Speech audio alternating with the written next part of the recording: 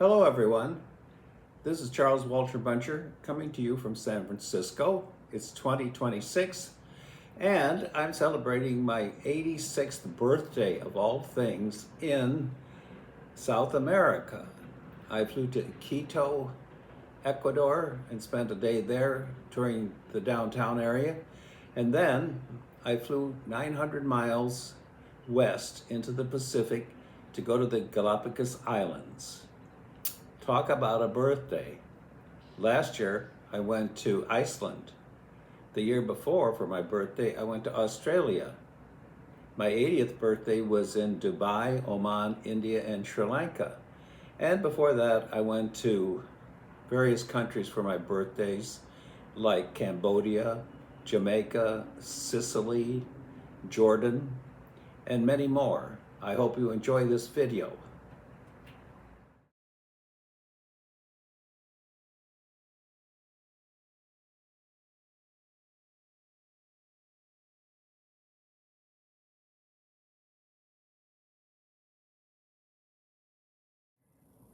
The first thing I did was go to the airport in San Francisco, get on the plane, fly to Miami, and Miami to Quito, Ecuador. In case you didn't know, Ecuador means equator. I got to the airport in Quito and I had a wheelchair waiting for me. I'm going to tell everybody, if you can, get a wheelchair. I've been doing it the last few years. I got in the wheelchair, they took my bag, and off we went to the front of the airport, past 200 people in line going through security and going through immigration. And I had my passport in my hand. We went up to the front door. I showed it to the security guard. He waved me through, and that was it. They took me to the front of the airport, and there were two people standing there, two men. I thought it was rather strange. It was 11:30 at night. They said, "Oh, we're here to meet you and take you to the hotel.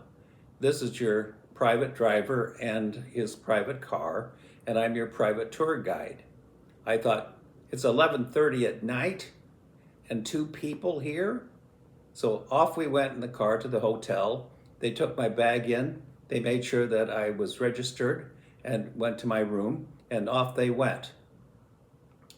Now, we had talked about the tour that we're going to take the next day, and they said whatever time I wanted was fine with them, and I said 2 in the afternoon so I could relax a little bit, and they said that was fine. And the next day at 2 o'clock exactly, they were there. Now, I thought, if this is the way the rest of the trip's going to be, that I'm going to have service like this, it's going to be fantastic. And guess what? It was.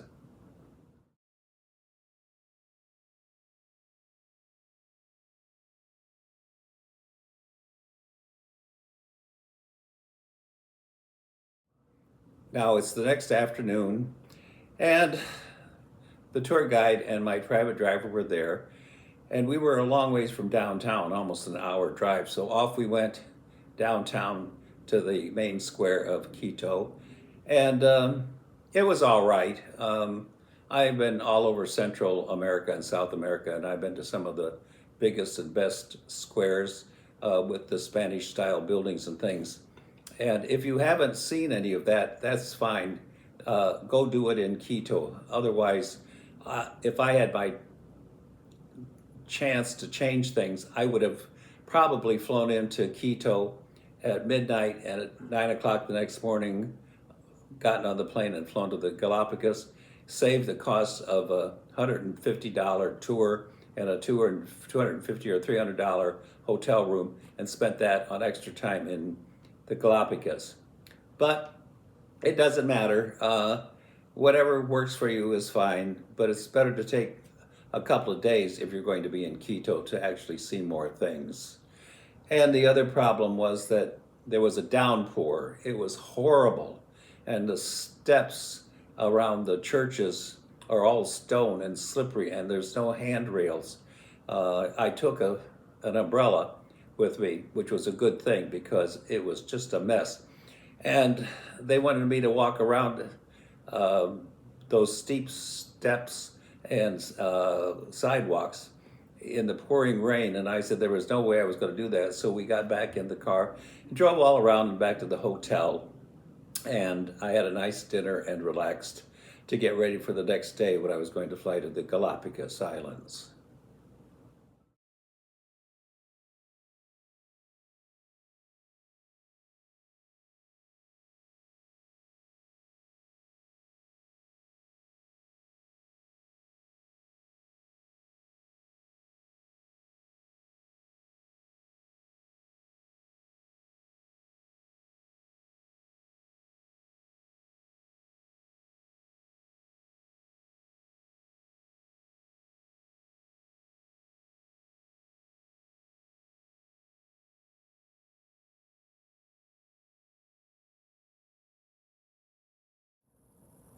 It was the third day of my trip, and I was going to go to the airport to go to the Galapagos Islands. And I went outside, and there were about 30 people getting on this small bus. And I thought, oh my. And then I looked, and there was a private driver and private car sitting behind their bus. So I get in, and I'm all alone in the back seat, and off we go to the airport. Such service. We got to the airport, and I didn't think too much about it, but the driver got out and he took my bag and he said, no, no, I'm going to be with you. And he took me in to the main section of the airport, and he smiles, and there's another man comes over and he said, I'm with the travel agency and I'm going to make sure that you get onto the plane. He said, I already got your ticket printed out, and here's the chit for your $200 that you paid ahead of time to go on to the Galapagos Islands. So he said, you've got all of your documents and your passport all together, so there's no problem. And he took me up to the area where they put me through the security, and I went through the security instantly, and then I went down and sat at the gate, and that was it. And I got on the plane and flew off to the airport, which is on a separate island. I got off the plane, and you had to walk about 3 blocks to get to the airport, and there was a bus and a driver who met me there, and he took me on the bus to the water taxi, which was 10-minute ride across the waterway onto the other side. And there he had his car, and he put me in his car, and off we drove for an hour across the island to the hotel I was going to be staying at. And we stopped for about half an hour to look at these 2 holes in the ground that was volcanic pits where they had collapsed a million years ago. And then we got settled at the hotel, and the driver said that my tour guide was going to be coming in a little bit.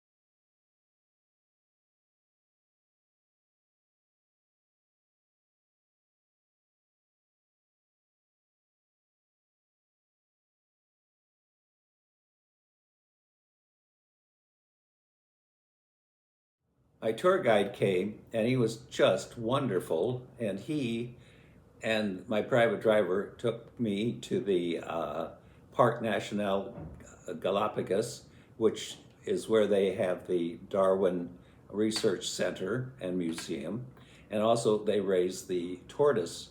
Now the tortoise eggs are dug up out of the ground, and they put an X on top of them because you can't turn them around because they will kill the baby turtles inside. Birds turn their eggs all the time, but turtles don't. They have to stay exactly as they are. And they also found out that if they turn the temperature up or down, depending on what they want, they'll either have females babies or they'll have male babies. So we got to see all the different types of turtles and how they raise them and incubate them and all that sort of thing. And of course, we did get to see the one turtle, or tortoise I should say, who passed away years ago. He was the last of his kind, and they tried to breed him, or at least take his sperm and use it to propagate his species, but he never was able to function in that situation. So now he's in this glass box, refrigerated room, and taxidermy at its best.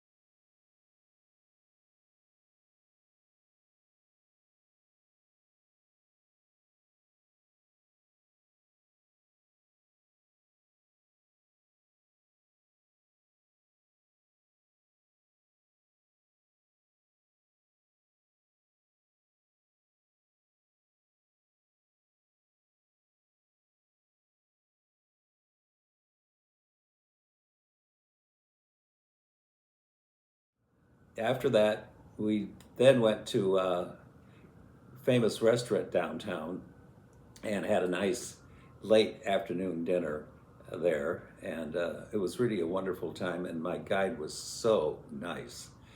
So off to the hotel so I could relax and get ready for the next day, because that was going to be two tours in one day.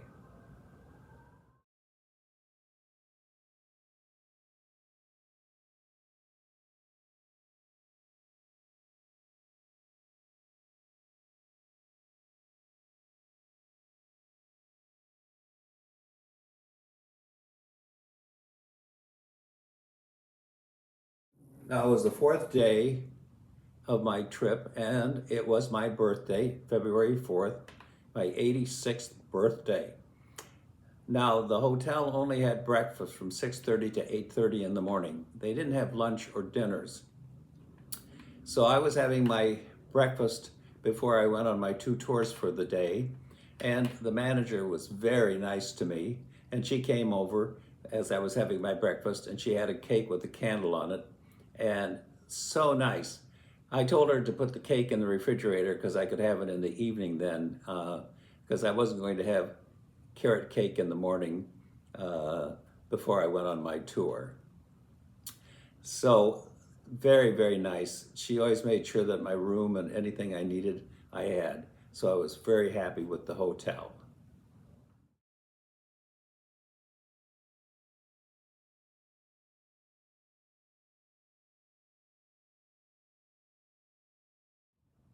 Nine o'clock, my private driver and private tour guide came to the door. And they said, "You're ready to go?" And I said, "I sure am."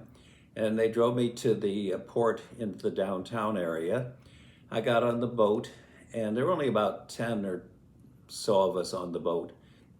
And I found out that one of the women on the boat with her daughter was having her birthday also on the 4th. So, of course, we all got to sing happy birthday. And we got to the area where we're going to go to the beach, and there was no dock. The boat just pulled up, and first of all, it was very difficult getting out of the boat because it was just metal ladders.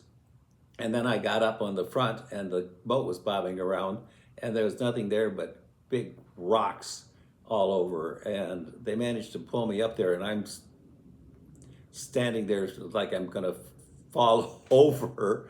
But my tour guide came up, and he was so nice. He had his backpack on. He had a plastic chair in his hand.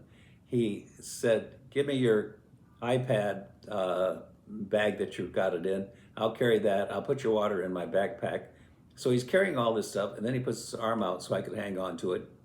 And down we went this path with rocks and sand and mangrove tree roots, and I'm stumbling around.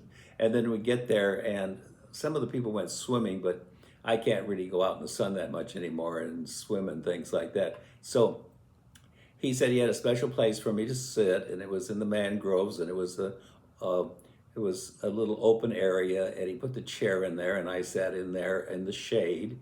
And he went off with his iPhone, and he took photos, and then he said, "I'm going to take photos all day. You don't have to take any photos." He said, "When I get through, I'll airdrop them onto your iPad." So I didn't even have to take photos. Now I'm sitting there, and the marine iguanas walk by me like I don't exist, and I have my arm like this up on the branch of a tree. And I'm sitting there, and I feel something, and I look up, and I thought, well, what's going on? Well, it was a lizard. The lizard came down the branch and saw my arm and my hand in the way, and he just stood there and gave me the look, and then he said, thought to himself, "This doesn't make any difference." So he got on my hand, walked down my arm and back onto the branch, and off he went. So it was really nice. I got to see blue-footed boobies. They call them blue, but they look like, I'm not sure if the word's teal or whatever, but it's kind of a light blue feet. And we saw some finches, of course, the Darwin finches with the little beaks, because they had to eat specific types of seeds and things like that. And then my guide took me by the arm and hustled me back over the rocks and got me into the boat. And off we went back to the port, and we got out, and the driver was there.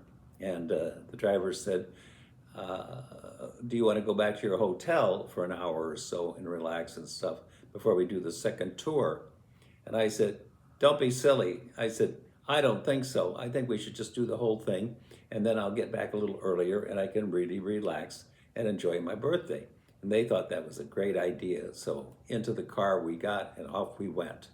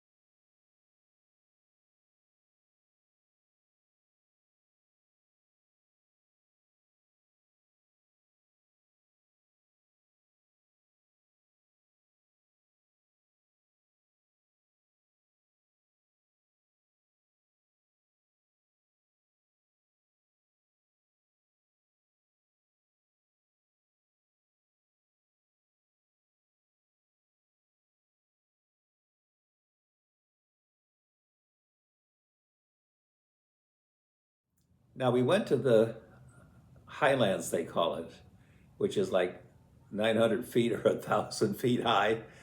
So I guess that is the highlands. And there we stopped at a tortoise center.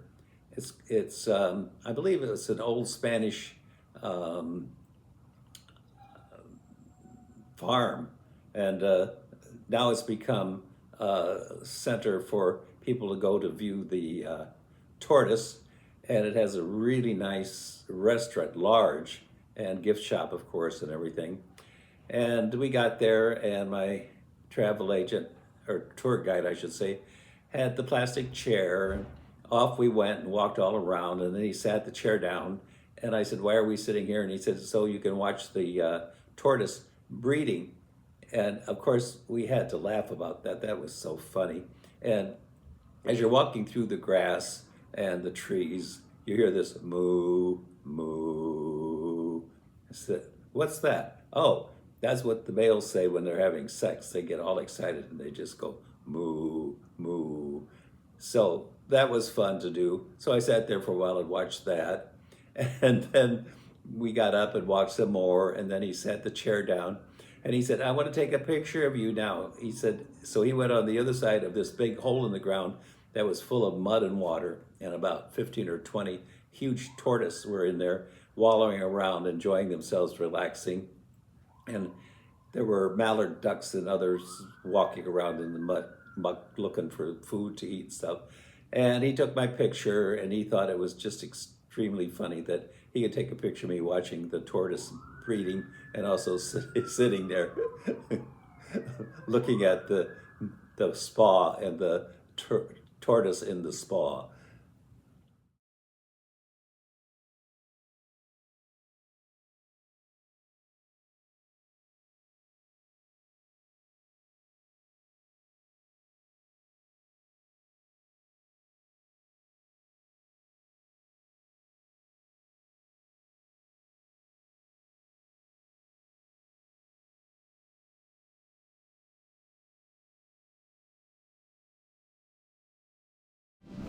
Let's ride, buddy! Yahoo! This is amazing! Over the saddleback we go!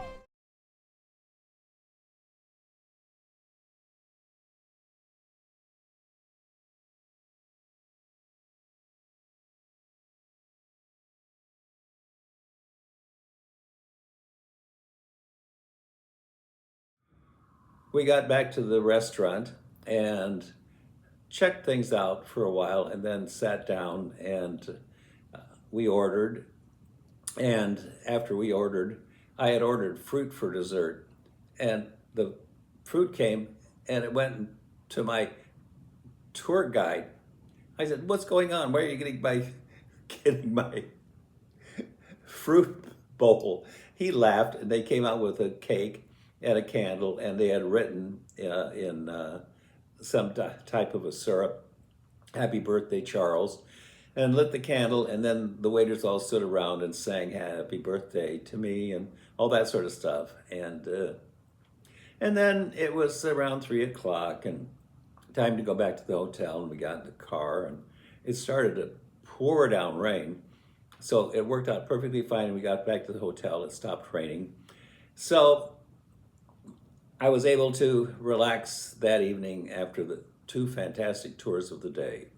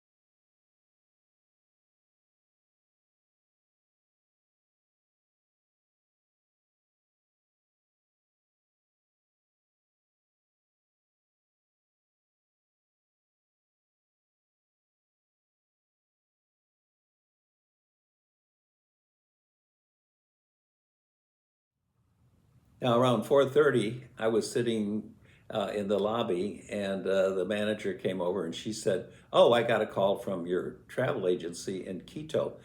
I said, "Really? What did they want?" She said, "Oh, they said that they wanted to treat you, and if I had any wine that you might be interested in having, I should give you a bottle of wine." I said, "That sounds great to me. I'll have a Chardonnay."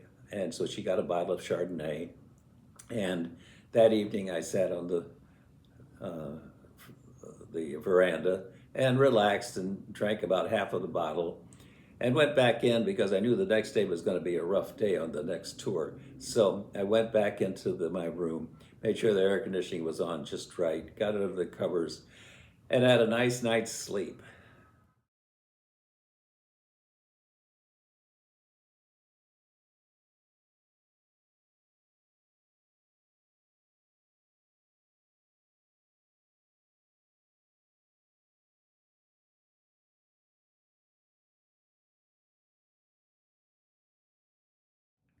Well, it was day 5, and if I knew then what I know now, I probably wouldn't have taken this tour. It was unbelievable.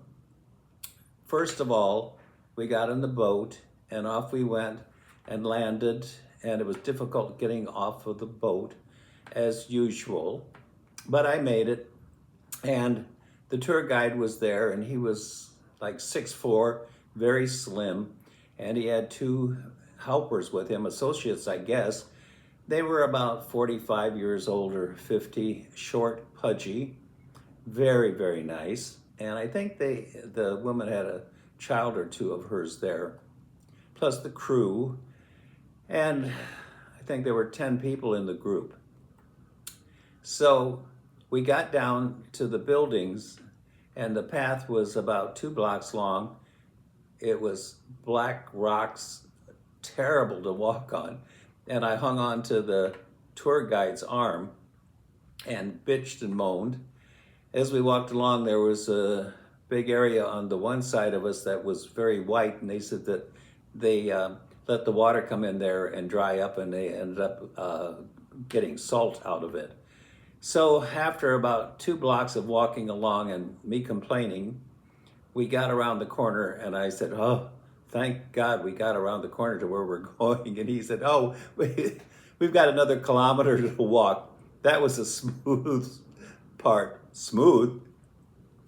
Now, the path was like 6 foot wide. It was rocks from every size, from pebbles to maybe foot or 2 across, all at angles, and sand, and nothing to hang on to.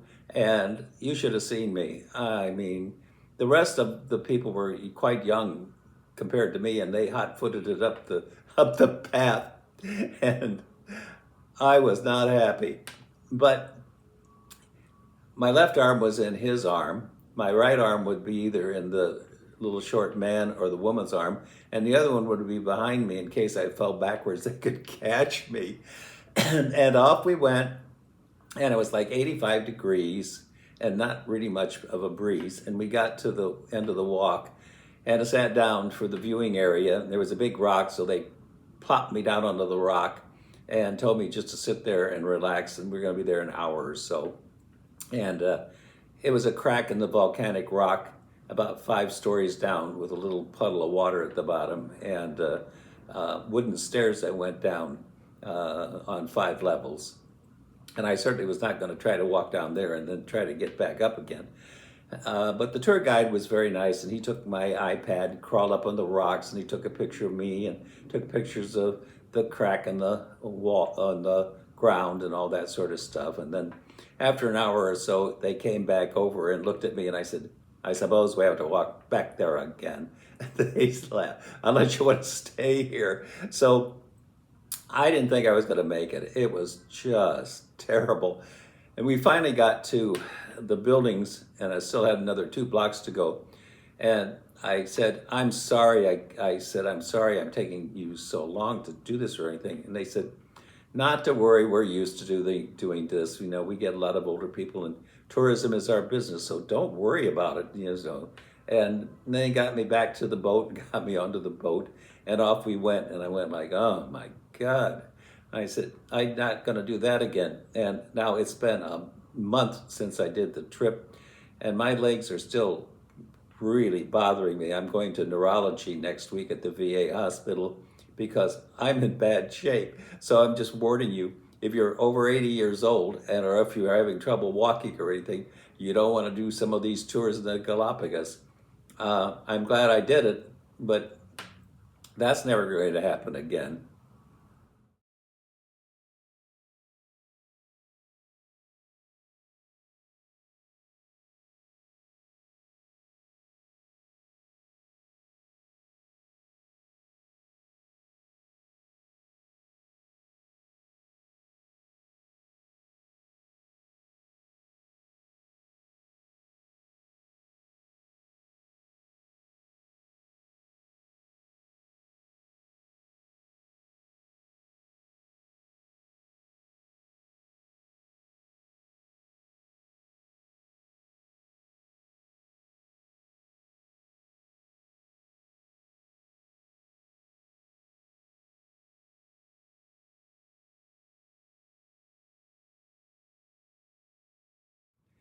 So off we sailed, and I wasn't sure what we were going to be doing. They said that they wanted to stop at some rocks and look at a few of the uh, boobies, the blue-footed boobies there, and some of the finches.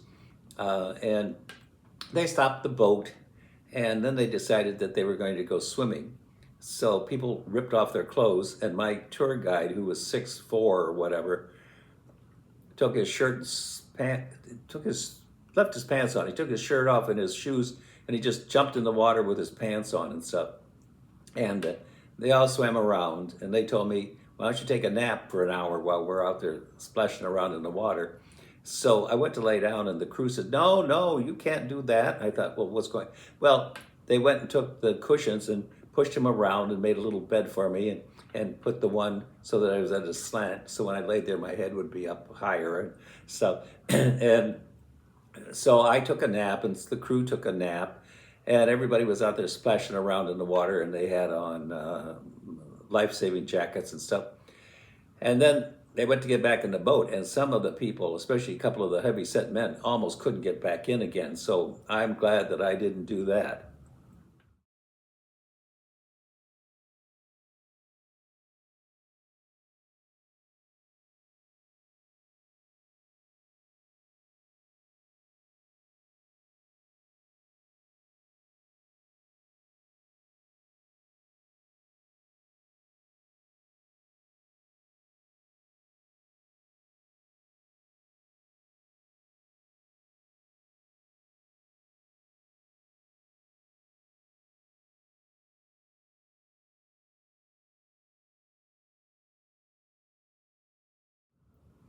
After we saw the blue-footed boobies on the rocks, we then we're going to go back to the dock downtown. So the boat's going along, and the tour guide puts two cans out, one for tips for the crew and one for tips for the tour guides. Well, everybody sat there and looked at each other and looked at those two cans, and finally some woman went and put a few coins in. They went clunk, clunk, and that was it. And they just sat there. I thought, give me a break. Well, anyway, I took a roll of money out of my pocket, and I took two $10 bills off, and I gave them to the short man, and I said, for you, and $10 for her, the woman, because they both helped me. And he gave them to her, and I said, no, no. I said, one for you and one for her. Well, everybody laughed. They were married, and that was their children with them. So, of course, she was managing the money. Well, then I wasn't sure about the tour, so I gave $20 to the tour guide, and he put it into the can, and everybody looked really weird, and I thought, what is wrong with these? They said, wow, big spender, big spender. So anyway, so then the tour guide looked around and he smiled and he said, oh, this is Charles. And I said, Charles? And he said, yes, it's his birthday today. He's 86. So everybody's saying, happy birthday, dear Charles. Happy birthday, dear Charles. Happy birthday to you. So anyway, we all cracked up and laughed and just had a wonderful time. And we got back to the dock, and it was terrible getting out of the boat because it's like 2 foot high and nothing to hang on to the side of the boat, and then another foot on the dock. And so I put my arms up, and the two hunky crew got hold of my arms and pulled me up onto the thing. But like my left arm had a big bruise on it from them lifting me up. But there's no way I'd have ever gotten out of that boat without somebody helping me. So we were supposed to go to lunch because it was like, I don't know, 2 o'clock or so. And there was a driver staying there, and he said, I'm here for you to take you back to the hotel after you have lunch. I said, wow. But I said, I am just worn out. I just can't function anymore. I said, I need to go back and lie down and relax for a while. So everybody was unhappy that I wasn't going to go with them for lunch, but I just couldn't do it. So I got in the car with my private driver, and off we went to the hotel, and tipped him and thanked him so much and stuff, and went back into the hotel and laid down and relaxed for a while.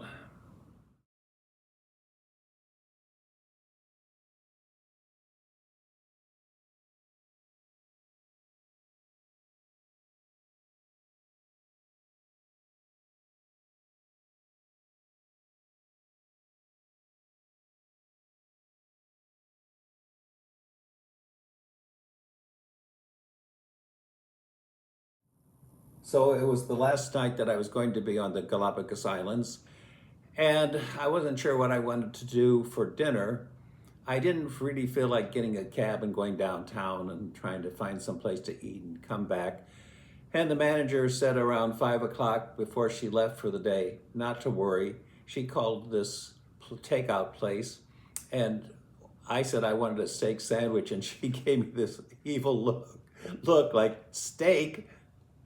And I said, well, hamburger's okay, and French fries.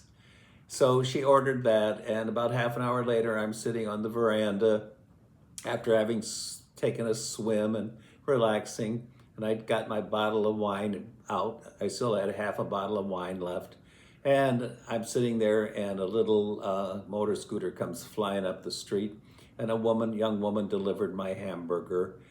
And it wasn't that bad, actually, when you figure out you're on an island. Everything has to be delivered there. It was a hamburger and French fries, and it was $15. So I gave her a $20 and a $5 tip. And I have to admit, that hamburger was one of the best I've ever had, and of all places on the Galapagos Islands. So I sat there, and it was just beautiful weather, 75, 80, little breeze. I drank the rest of the bottle of my wine and had my sandwich and had my French fries and stuff. And then it was time to go back to bed and get a good night's sleep, because tomorrow was going to be another busy day again. It was going to be all those cars and water taxis and buses and planes and everything to get back to San Francisco. So off to bed I went.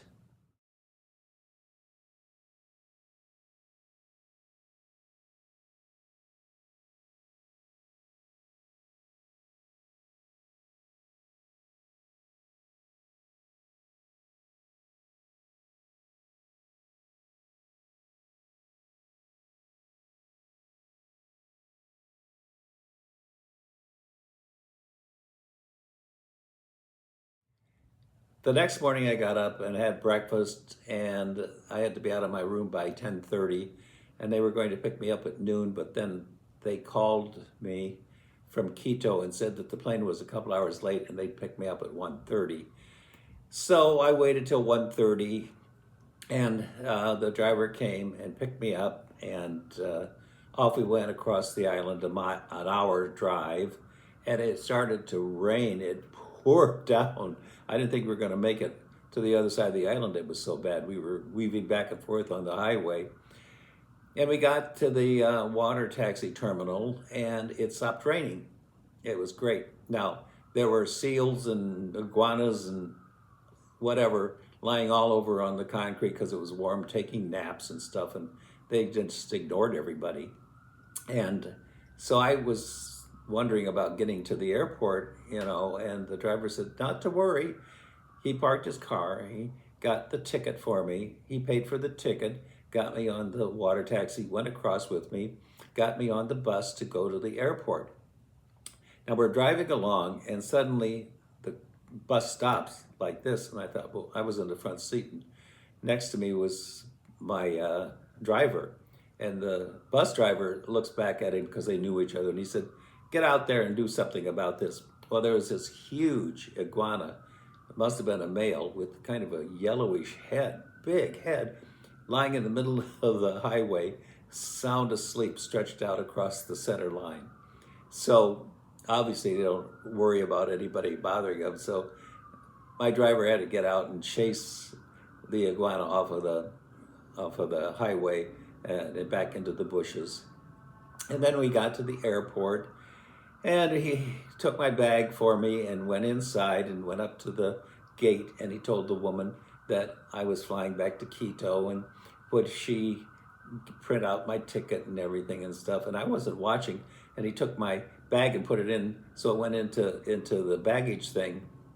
And I was kind of worried because I wasn't sure, with the plane being late, if I was going to be able to make my other flight, if I had to go down to get my bag instead of carrying it on the plane. But that was a little too late to worry about it. So then he took me to the waiting area, and off he went. And I gave him a nice tip too, but can you imagine that? Picking you up at the hotel, driving for an hour, and then getting a water taxi, and then getting on the bus, and then getting your ticket in the airport. How much money do these people make? It's just unbelievable. So there I was, all relaxed and ready to fly back to Quito.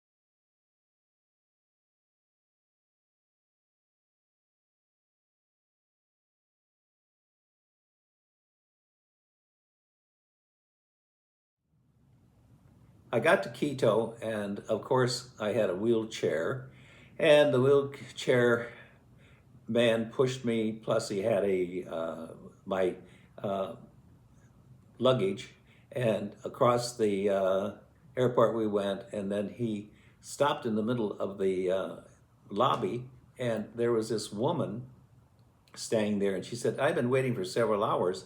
I said, "Well, who are you?" And she said, "Oh, I'm with the travel agency." She said, "We wanted to make sure that you got on your flight to Miami and San Francisco because they said we never did find out why the plane was late." And I said, "Well, nobody else did know either. It was like 4 or 5 hours late." She said, "Well, you still have enough time, so I don't think you have to worry too much." And she said, "I'm here to make sure that you get your ticket and you get through security and immigration and all that sort of stuff, customs and stuff." And so she did all that. And then when I got all through with that, I still had about 2 hours for the flight. So that's when I went to have something to eat before I got on the plane. But can you imagine that? There was somebody waiting for a couple of hours in the airport to make sure when I got off the plane that I would be able to make it to the other plane to go home. As I said before, what service?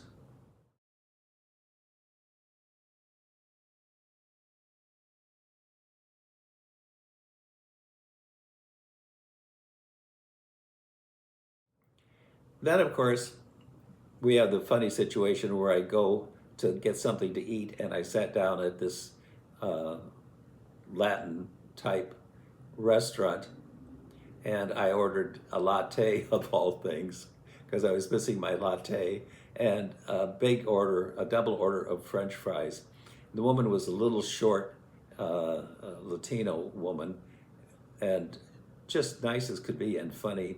And she came back and she knew as this big old American sitting there. And she put down the stuff in front of me, and then she stood there and just smiled at me. And I thought, what's going on? And looked down, and there, of course, was the plate with the ketchup on it. It was made into a face with eyes, nose, and a big smile on it. Plus, she was really smart. She had a big bottle of mayonnaise, which I love mayonnaise, and my French fries. So I had all that, and I was a happy camper. And then they called me to get on the plane, and I was lucky because flying down and flying back, I had aisle seats. And the only complaint I had with American was that they turned the air conditioning on full blast. But my little jacket I had on had a hood on it, and I couldn't help but laugh because I thought, all these people have these coats on and their hoods and stuff. How silly. Well, I got news for you. American Airlines turned the air conditioning on full blast, going down and coming back on all their flights. It was horrible. And what did they do? They had little blankets in plastic bags, and you could buy them for $10 or something and cover yourself so you wouldn't freeze to death. Well, I wasn't going to pay $10 for that, so people just ripped them out of the thing and covered themselves. But they only had them on the flights from Miami to Quito. They didn't have them from San Francisco to Miami. So I was not a happy camper, but it didn't matter. Who cares?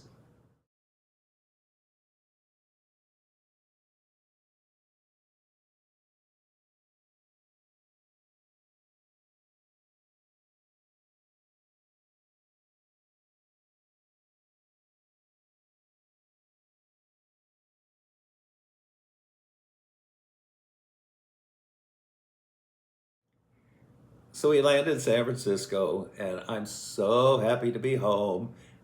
I did have a wonderful time, but it's good to be home in your own bed. So I get out of the airport. I had somebody push me in the wheelchair out, and I said, "Oh, well, where are you going?" She said, "Well, I'm going to take you to the cab." I said, "Well, you're going to take me out of the airport and across the street and down to the thing, because usually they just dump you out at the door of the airport."